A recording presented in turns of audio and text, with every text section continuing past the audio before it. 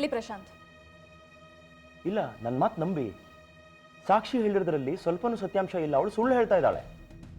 Guest ಹೌಸಲ್ಲಿ ನೀವು ಇದ್ರಿ ಅಂತ ಅನಿ ಹೇಳ್ತಿದ್ದಾರೆ. ಹೌದು, ಇದ್ದೆ. ಅನಿನೇ ಫೋನ್ ಮಾಡಿ ಸಾಕ್ಷಿಗಲ್ಲಿ ಬರಕ್ ಹೇಳಿದ್ದು ಅಂತ ಸಾಕ್ಷಿ ಆರೋಪ ಮಾಡ್ತಿದ್ದಾಳೆ. ಇಲ್ಲ ಇಲ್ಲ, ಅದು ಸುಳ್ಳೆ. ಅನಿರುದ್ಧ ಅವಳಿಗೆ ಫೋನ್ ಮಾಡಿ ಗೆಸ್ಟ್ ಹೌಸಿಗೆ ಕರೆದಿರಲಿಲ್ಲ.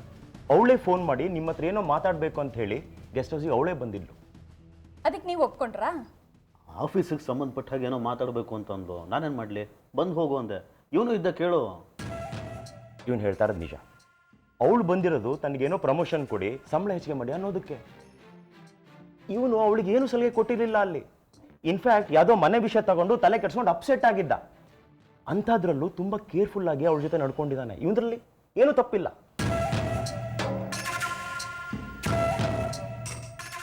ಓ, ಹಾಗಾದ್ರೆ ಸಾಕ್ಷಿ ಹೇಳ್ತಿರೋದು ಅಪ್ಪಟ ಸುಳ್ಳು.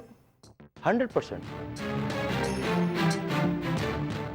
ನೀನೇ ಕೇಳ್ಕೊ ಜಾನು. ನೋಡು, ನಾನು ಆ ಥರ ಎಲ್ಲ ನಡ್ಕೊಳ್ಳೋನಲ್ಲ. ಇದೆಲ್ಲ ಸಾಕ್ಷಿ ತಂತ್ರ. ಅವಳ ಮೇನ್ ಇಂಟೆನ್ಷನ್ನು ದುಡ್ಡು ಹೊಡಿಬೇಕು ಅನ್ನೋದು ಅಷ್ಟೇ. ಜಾನು, ಅನಿ ಎಂಥವನು ಅಂತ ನನಗೆ ಗೊತ್ತಮ್ಮ. ಸಾಕ್ಷಿ ಮಾಡಿರೋ ಆರೋಪದಲ್ಲಿ ಏನೂ ಹುರುಳಿಲ್ಲ. ನೀನು ನಂಬಕ್ಕೆ ಹೋಗ್ಬೇಡ. ಅವಳು ಆರೋಪ ಮಾಡಿದ್ರೆ ಮಾಡಲಿ, ಅವಳಿಗೆ ಉತ್ತರನ ನಾವು ಕೊಟ್ಕೊಳ್ತೀವಿ. ನೀನು ಅನಿ ಚೆನ್ನಾಗಿರಿಮ್ಮ ಸಾಕು. ಹೇಗೆ ಬಿಡೋಕ್ಕಾಗತ್ತೆ ಅತ್ತೆ? ಎಂಥ ಡ್ಯಾಮೇಜಿಂಗ್ ಸ್ಟೇಟ್ಮೆಂಟ್ ಮಾಡಿದ್ದಾಳೆ. ಇದನ್ನು ಹೀಗೆ ಬಿಟ್ಟರೆ ಮುಂದೆ ನಮಗೆ ಪ್ರಾಬ್ಲಮ್ ಆಗೋದು. ಈಗಲೇ ಶಿಫ್ಟ್ ಹಾಕ್ಬಿಡ್ಬೇಕು. ಹಾಳಾಗೋಗ್ಲಿ ಬಿಡಮ್ಮ. ಅವಳು ಏನು ಮಾಡೋ ಹಾಗಿದ್ದಾಳೆ ಹೇಳು? ಅವಳು ಆರೋಪ ಮಾಡಿದ ತಕ್ಷಣಕ್ಕೆ ಎಲ್ಲ ನಿಜ ಆಗ್ಬಿಡತ್ತಾ? ನೋಡಮ್ಮ, ಅವಳ ವಿಚಾರ ಬಿಟ್ಬಿಡು. ನಾನು ಅವಳಿಗೆ ಬುದ್ಧಿ ಕಲಿಸ್ತೀನಿ. ಏನೋ ಆಗೊಂದು ಸಂದರ್ಭದಲ್ಲಿ ಅನಿನ ಟ್ರ್ಯಾಪ್ ಮಾಡಲು ಅನ್ನೋದನ್ನೇ ನೆಪ ಮಾಡಿಕೊಂಡು ಈಗ ಅವಳು ಹೊಟ್ಟೆನಲ್ಲಿರೋ ಮಗುನೇ ತೋರಿಸ್ಬಿಟ್ಟು ನಮ್ಮ ಸಂಬಂಧ ಕಲ್ಪಿಸೋಕೋದ್ರೆ ನಾವು ಸುಮ್ಮನೆ ಬಿಟ್ಬಿಡ್ತೀವಾ? ನೋಡು, ಇನ್ಮೇಲೆ ಅವಳನ್ನ ಮೀಟ್ ಮಾಡೋದಾಗ್ಲಿ ಕರ್ಸೋದಾಗ್ಲಿ ಮಾಡಕ್ಕೆ ಹೋಗಬೇಡ, ಸರಿನಾ? ಹೌದು ಅತ್ತೆ. ನನ್ನ ಗಂಡ ಸರಿ ಇರಬೇಕಾದ್ರೆ ನಾನು ಯಾಕೆ ಅವಳಿಗೆ ಹೆದರ್ಬೇಕು ಹೇಳಿ?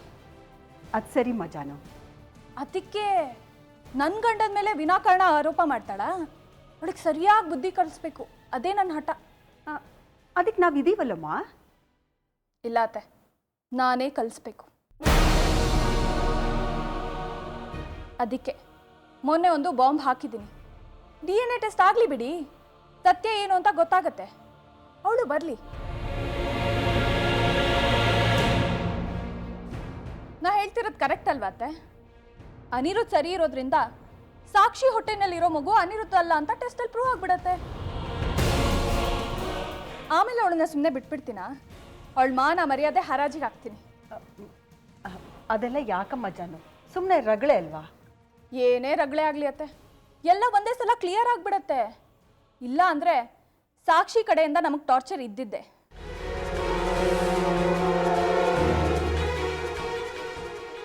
ನಾನು ಹೇಳೋದಿನ ಕೇಳಿ, ಈ ಟೆಸ್ಟನ್ನ ಮಾಡಿಸೋಣ. ಜಾನು, ಅದೆಲ್ಲ ಯಾಕೆ? ನಾನು ಟೆಸ್ಟಿಗೂ ರೆಡಿ ಇದ್ದೀನಿ ಅಂತ ಧೈರ್ಯದಿಂದ ಹೇಳಿದಾಳೆ. ಅದಕ್ಕೆ ಅವಳು ಹೇಳಿದ್ರೆ ಹೇಳ್ಕೊತಾಳೆ. ಅವಳು ಹೇಳಿದ್ಲು ಅಂತ ನಾವು ಮಾನ ಮರ್ಯಾದೆ ಬಿಡೋಕ್ಕಾಗತ್ತಾ? ಇಲ್ಲ ನೀ, ಈ ಟೆಸ್ಟ್ ನಡಿಬೇಕು. ಜಾನು, ಅದೆಲ್ಲ ಯಾಕಮ್ಮ? ಸುಮ್ಮನೆ ಅವಮಾನ ಅಲ್ವಾ? ಅದೆಲ್ಲ ಏನು ಬೇಡ. ಬಾ, ನಾನು ನಿನ್ನ ಹತ್ರ ಮಾತಾಡಬೇಕು.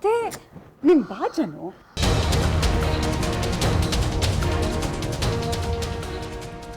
ನನ್ನ ಹೆಂಡತಿ ಯಾಕೋ ಬಿಡಲ್ಲ ಕಣ. ಈ ಟೆಸ್ಟ್ ಏನಾದರೂ ನಡೆದುಬಿಟ್ರೆ ನಾನು ಸಿಕ್ಕಾಕೊಳ್ಳೋದು ಗ್ಯಾರಂಟಿ. ಅಲ್ಲಿ ತನಕ ತಂದ್ಕೋಬೇಡ, ತಪ್ಸ್ಕೋ, ಒಂದು ಡೀಲ್ ಮಾಡು.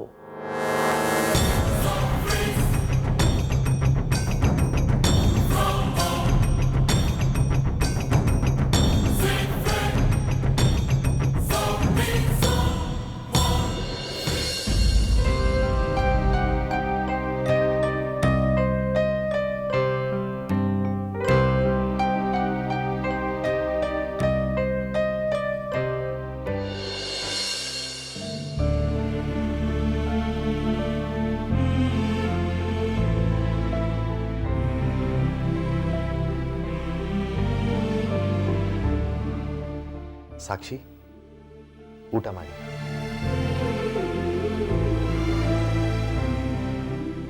ಏನ್ರಿ ಇದು? ಈ ರೀತಿ ಉಪವಾಸ ಕೊರಗಿದ್ರೆ ಹೊಟ್ಟೆಲಿರೋ ಮಗುಗೆ ತೊಂದರೆ ಆಗಲ್ವಾ? ಆಗ್ಲಿ ಬಿಡಿ, ಪೀಡೆ ತೊಲಗ್ತು ಅನ್ಕೊಳ್ತೀನಿ. ಬಿಡ್ತು ಅನ್ನಿ ಸಾಕ್ಷಿ, ಹೀಗೆಲ್ಲ ಮಾತಾಡಬೇಡಿ. ಇನ್ನೇನು ಮತ್ತೆ, ನನ್ನ ಹೊಟ್ಟೆಯಲ್ಲಿ ಮಗು ಇರೋದ್ರಿಂದ ತಾನೆ ಇಷ್ಟೆಲ್ಲ ಸಮಸ್ಯೆ ಆಗ್ತಿರೋದು. ಈ ಮಗು ನನ್ನ ಹೊಟ್ಟೆಯಲ್ಲಿ ಇರಲಿಲ್ಲ ಅಂದಿದ್ರೆ ನೀವು ನನ್ನ ಮದುವೆನೂ ಆಗ್ತಿರ್ಲಿಲ್ಲ, ಇವತ್ತಿಂಥ ಪರಿಸ್ಥಿತಿನೂ ಬರ್ತಾ ಇರಲಿಲ್ಲ. ಯಾಕ್ರಿ ಪಾಪ ಏನೂ ಗೊತ್ತಿಲ್ಲದಿರೋ ಮಗು ಬಗ್ಗೆ ಇಷ್ಟೊಂದು ಹಾರ್ಷಾಗಿ ಮಾತಾಡ್ತಾ ಇದ್ದೀರಿ? ನೋಡಿ, ಇಂಥ ಪರಿಸ್ಥಿತಿಲಿ ನೀವು ಇಷ್ಟೊಂದು ಹಠ ಹಿಡಿಯೋದು ಒಳ್ಳೇದಲ್ಲ. ತಗೊಳ್ಳಿ, ಸ್ವಲ್ಪನಾದರೂ ಊಟ ಮಾಡಿ. ನನ್ನ ಗಂಟ್ಲಲ್ಲಿ ತುತ್ತು ಹೇಗಿಳಿಯುತ್ತೆ ಪ್ರೇಮ್? ಅಮ್ಮನಿಗೆ ನನ್ನ ನೆರಳು ಕಂಡ್ರೆ ಆಗ್ತಿಲ್ಲ. ನನ್ನ ಮುಖನೇ ನೋಡಬಾರ್ದು ಅಂತ ಪ್ರತಿಜ್ಞೆ ಮಾಡಿಬಿಟ್ಟಿದ್ದಾರೆ. ಪ್ರೇಮ್, ಅಮ್ಮ ಬೇಕಾದ್ರೆ ನನ್ನ ಕೆನ್ನೆಗೆ 4 ಬಿಗಿದ್ ಬಿಡ್ಲಿ, ನಾನು ಸಹಿಸ್ಕೊಳ್ತೀನಿ. ಆದ್ರೆ ಈ ಭಯಂಕರವಾದ ತಿರಸ್ಕಾರ ನನಗೆ ಚಿತ್ರಹಿಂಸೆ ಕೊಡ್ತಿದೆ. ನಾನು ಅಮ್ಮನ ಕಾಲಿಗೆ ಬಿದ್ದು ಕ್ಷಮೆ ಕೇಳೋದಕ್ಕೆ ಸಿದ್ಧವಾಗಿದ್ದೀನಿ ಪ್ರೇಮ್. ಆದ್ರೆ ಅಮ್ಮ ಮಾತ್ರ ನನ್ನ ಪಾಲ್ಗೆ. ಸಾಕ್ಷಿ, ತಾಯಿ ಕೋಪ ಅನ್ನೋದು ಮಂಜಿನ ಹನಿ ಇದ್ದ ಹಾಗೆ, ಬಿಸಿಲು ಬರ್ತಿದ್ದ ಹಾಗೇನೆ ಕರ್ಗೋಗುತ್ತೆ. ಆಂಟಿ ಕೋಪನೂ ಅಷ್ಟೇ, ಕಡಿಮೆ ಆಗೋದಕ್ಕೆ ಸ್ವಲ್ಪ ಟೈಮ್ ತಗೊಳುತ್ತೆ. ಹಾಗಂತ ನೀವು ಊಟ ತಿಂಡಿ ಎಲ್ಲ ಬಿಟ್ಟು ಕೂತ್ಕೊಂಡ್ರೆ ಏನು ಪ್ರಯೋಜನ ಹೇಳಿ? ಇಲ್ಲ ಪ್ರೇಮ್, ನಿಮಗಮ್ಮನ ಬಗ್ಗೆ ಗೊತ್ತಿಲ್ಲ. ಅಪ್ಪ ಕೆಲವು ವಿಷಯಗಳಲ್ಲಿ ಮಾರ್ಜಿನ್ ಕೊಡ್ತಾರೆ, ಆದ್ರೆ ಅಮ್ಮ ಹಾಗಲ್ಲ. ಒಂದ್ಸಲ ಅಮ್ಮನ ಮನಸ್ಸಿಗೆ ಬಂದ್ಬಿಟ್ರೆ ಸಾಕು, ಅದನ್ನೇ ಹಿಡಿದು ಸಾಧಿಸ್ತಾಳೆ. ಈಗ ಜೀವನ ಪೂರ್ತಿ ಅಮ್ಮ ನನ್ನಿಂದ ದೂರ ಇರೋದಕ್ಕಿಂತ ನಾನು ಸತ್ತೋಗೋದೇ ವಾಸಿ ಅನ್ನಿಸ್ತಿದೆ ಪ್ರೇಮ್. ಸಾಕ್ಷಿ, ಯಾಕೆ ಹೀಗೆಲ್ಲ ಮಾತಾಡ್ತಾ ಇದ್ದೀರಾ?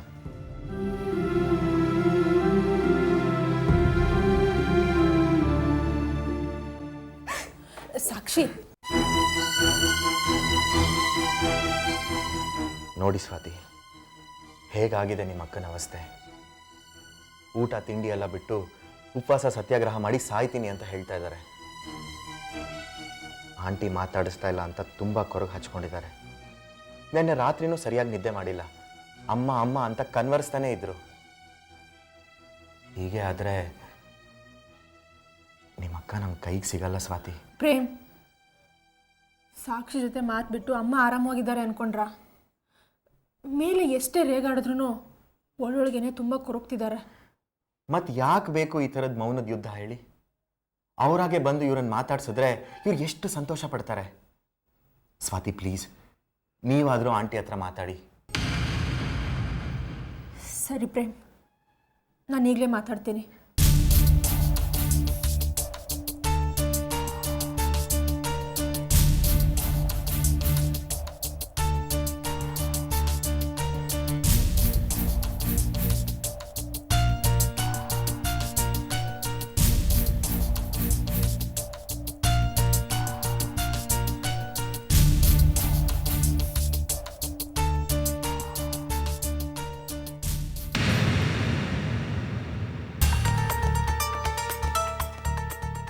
ಅಮ್ಮ,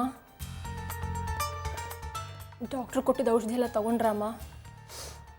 ಏನು ಬೇಡ, ಹೋಗೆ.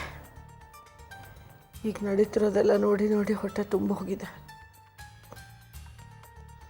ನಾನು ಔಷಧಿ ತಗೊಳ್ದೆ ಸತ್ತರೆ ಯಾರಿಗೂ ಏನೂ ನಷ್ಟ ಇಲ್ಲ. ಸರ್ ಹೋಯ್ತು. ನೀ ಕ್ಷಮಿಸದೇ ಇದ್ದರೆ ಉಪವಾಸ ಸಾಯ್ತೀನಿ ಅಂತ ಸಾಕ್ಷಿ ಅಳ್ತಾ ಕೂತಿದ್ದಾಳೆ. ನೀನು ನೋಡಿದ್ರೆ ಹೀಗೆ ಮಾತಾಡ್ತೀಯ?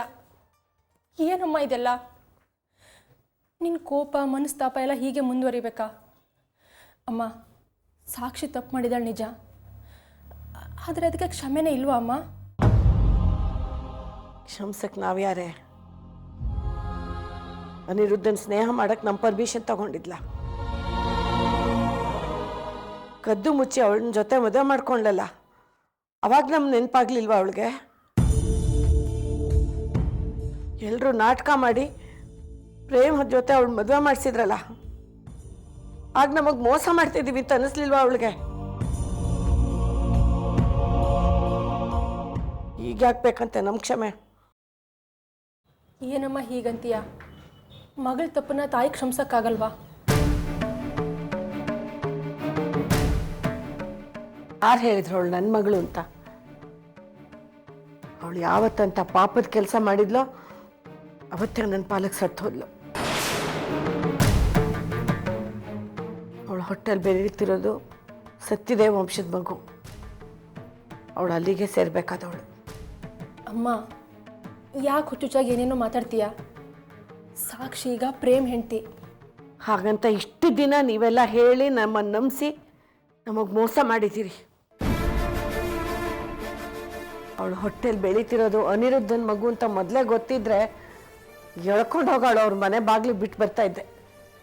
ಸಾಕ್ಷಿ ಅಲ್ಲಿಗೆ ಹೋಗಿ ಏನು ಮಾಡ್ತಾಳೆ? ಯಾವ ಸ್ಥಾನ ಇದೆ ಅಂತ ಅನಿರುದ್ಧ ಮನೆಗೆ ಹೋಗ್ಬೇಕು ಹೇಳು? ಅದವಳ ಹಣೆ ಬರಹ. ಅವನು ಮದುವೆ ಆಗಿರೋ ಅನ್ನೋದು ಗೊತ್ತಿದ್ರು ಅವನ ಸ್ನೇಹ ಯಾಕೆ ಮಾಡಬೇಕಾಗಿತ್ತು? ಅಂಥವಳನ್ನ ನಮ್ಮನೇಲಿ ಇಟ್ಕೊಂಡ್ರೆ ನಮ್ಮಂತನಕ್ಕೂ ಕೆಟ್ಟ ಹೆಸರು. ಅಮ್ಮ, ಇನ್ನೊಂದು ಸತಿ ನೀನು ನನ್ನ ಅಮ್ಮ ಅಂತ ಕರೆಯೋದಾದ್ರೆ ಸಾಕ್ಷಿ ವಿಷಯಕ್ಕೆ ರಾಯಭಾರಕ್ಕೆ ಬರಬೇಡ. ಈ ಜನ್ಮದಲ್ಲಿ ಅವಳನ್ನು ಕ್ಷಮಿಸಕ್ಕೆ ಸಾಧ್ಯನೇ ಇಲ್ಲ. ಅಮ್ಮ,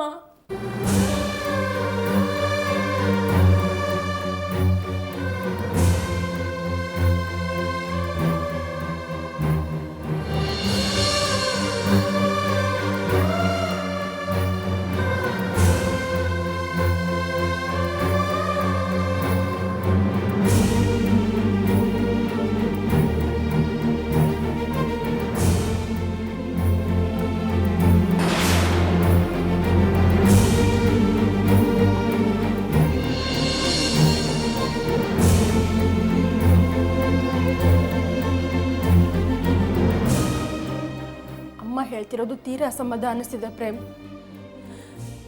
ಏನು ಮಾಡಬೇಕೋ ತೋಚ್ತಿಲ್ಲ. ಅಂಕಲ್ ಹತ್ರ ಹೇಳ್ಸಿದ್ರೆ? ಅಪ್ಪನ ಹತ್ರನೂ ಮಾತಾಡಿದ್ದೀನಿ. ಅಮ್ಮ ತುಂಬ ಡಿಸ್ಟರ್ಬ್ ಆಗಿದ್ದಾಳೆ, ಕನ್ವಿನ್ಸ್ ಮಾಡೋದು ಕಷ್ಟ ಅಂತ ಅಪ್ಪನೂ ಹೇಳ್ತಾರೆ. ಒಂದು ಕಡೆ ಅಕ್ಕ, ಇನ್ನೊಂದು ಕಡೆ ಅಮ್ಮ, ಇಬ್ಬರ ಪರಿಸ್ಥಿತಿನೂ ನೋಡೋಕ್ಕಾಗ್ತಿಲ್ಲ. ಇದು ಯಾವಾಗ ಬಗೆಹರಿತ್ತು ಅನಿಸ್ಬಿಟ್ಟಿದೆ.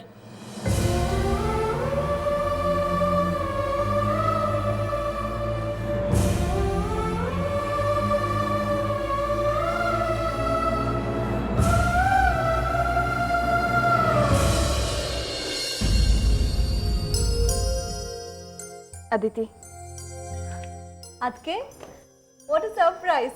ಮನೆ ಕೂತ್ಕೊಳ್ಳಿ. ಎಲ್ಲಿ ಆನೆ ಬಂದಿಲ್ವಾ? ಒಬ್ಬರೇ ಬಂದ್ರಾ? ಇಲ್ಲ, ನಾನೊಬ್ಬಳೇ ಬಂದೆ. ಹೇಗಿದ್ದೀರಾ? ಮಮ್ಮಿ ಡ್ಯಾಡಿ ಹೇಗಿದ್ದಾರೆ? ಎಲ್ಲ ಚೆನ್ನಾಗೇ ಇದ್ದಾರೆ, ನಾನೇ ಚೆನ್ನಾಗಿಲ್ಲ. ಯಾಕದಕ್ಕೆ? ಏನಾಯಿತು? ನನ್ನ ಮನಸ್ಥಿತಿನೇ ಸರಿ ಇಲ್ಲ. ಅದೇ ಏನಾಯಿತು? ನಿಮ್ಮ ಅಣ್ಣ ನನಗೆ ನೆಮ್ಮದಿಯಾಗಿರೋದಕ್ಕೆ ಬಿಡ್ತಾ ಇಲ್ಲ. ಏನಾಯಿತು? ಮತ್ತಿಬ್ರು ಜಗಳ ಮಾಡ್ಕೊಂಡ್ರಾ? ಇಲ್ಲ, ಅವ್ರು ನನಗೆ ಲಾಯಲ್ ಆಗಿಲ್ಲ ಅನ್ನೋ ವಿಚಾರ ನಿನಗೆ ಗೊತ್ತಲ್ವಾ? ಆದರೆ ಸಾಕ್ಷಿ ಬೇರೆ ಯಾರನ್ನೂ ಮದುವೆ ಆಗಿದ್ದಾಳಂತಲ್ಲ, ಮತ್ತ್ಯಾಕೆ ಅವಳ ವಿಚಾರ ತಲೆ ಕೆಡಿಸ್ಕೋತಾ ಇದ್ದೀರಾ? ಆ ವಿಷಯ ಬಿಟ್ಟು ಮುಂದೆ ಚೆನ್ನಾಗಿರೋದು ನೋಡಿ.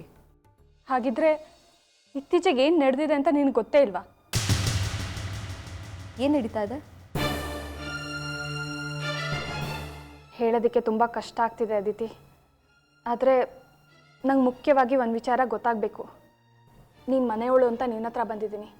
ನಿನ್ನ ಹತ್ರ ಹೇಳಿದರೆ ಈ ವಿಚಾರ ಹೊರಗೆ ಹೋಗೋದಿಲ್ಲ.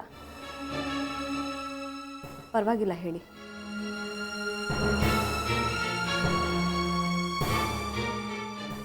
ಸಾಕ್ಷಿ ಈಗ ಗರ್ಭಿಣಿ. So what? ಅದಕ್ಕೂ ನಿಮಗೂ ಏನು ಸಂಬಂಧ?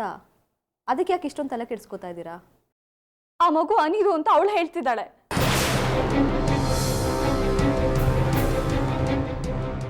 ಏನು ಹೇಳ್ತಾ ಇದ್ದೀರಾ ಅದಕ್ಕೆ? ಹೌದು, ಅದೇ ಈಗ ನಂಗೆ ಹಿಂಸೆ ಆಗಿರೋದು.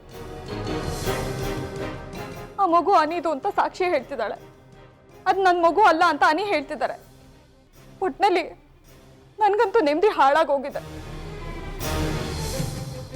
ಅದಕ್ಕೆ ಅದಿತಿ, ಇದಕ್ಕೆಲ್ಲ ಒಂದು ಅಂತ್ಯ ಹಾಡಲೇಬೇಕು. ಏನು? ಯಾವ ಥರ? ಇದು ತುಂಬ ಅತಿರೇಕ ಅಂತ ನಿನ್ಗೆ ಅನ್ಸ್ಬೋದು, ಆದರೆ ಬೇರೆ ದಾರಿನೇ ಇಲ್ಲ. DNA ಟೆಸ್ಟ್ ಮಾಡ್ಬೋದಾ?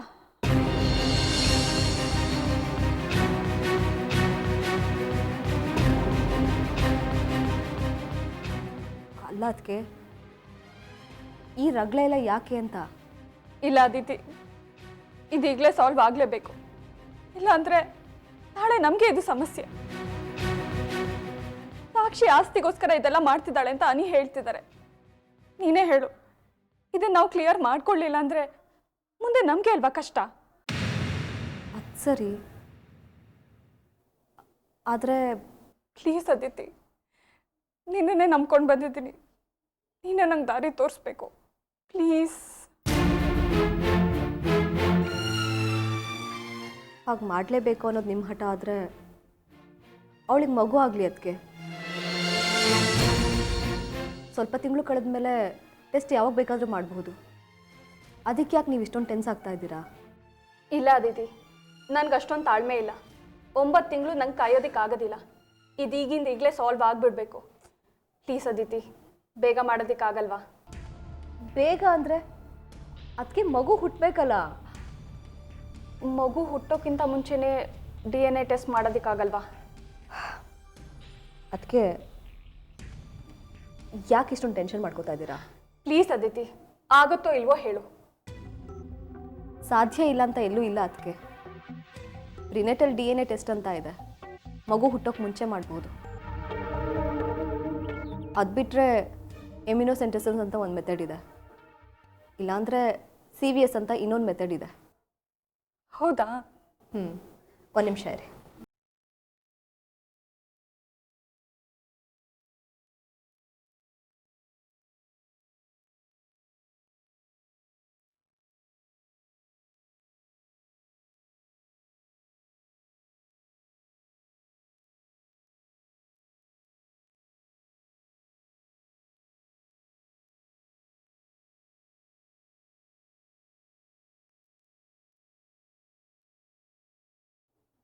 ಕನ್ಸೀವ್ ಆಗಿ 20 ವಾರ ಆಗಿದ್ದರೆ ಕಂಡುಹಿಡಿಬೋದು.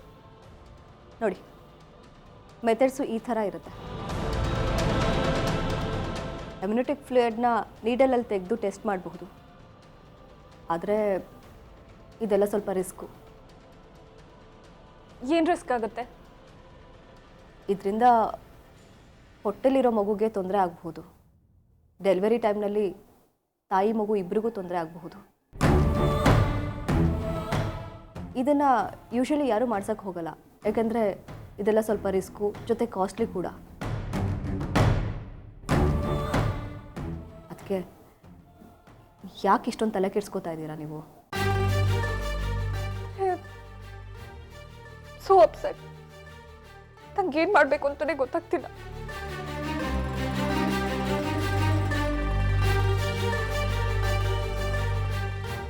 ಅದಕ್ಕೆ ಪ್ಲೀಸ್, ಏನೂ ಆಗಲ್ಲ, ನಾನು ಹೇಳ್ತಿದ್ದೀನಲ್ಲ. ನೀವು ಸುಮ್ಮನೆ ಅಗತ್ಯಕ್ಕಿಂತ ಹೆಚ್ಚಾಗಿ ತಲೆ ಕೆಡಿಸ್ಕೋತಾ ಇದ್ದೀರಾ. ಸಂದರ್ಭಗಳು ಎಲ್ಲದಕ್ಕೂ ಉತ್ತರ ಕೊಡುತ್ತೆ. ಸುಳ್ಳುಗಳು 1000 ಇರಬಹುದು, ಆದರೆ ಸತ್ಯ ಒಂದೇ. ಪ್ಲೀಸ್ ಯೋಚನೆ ಮಾಡಬೇಡಿ.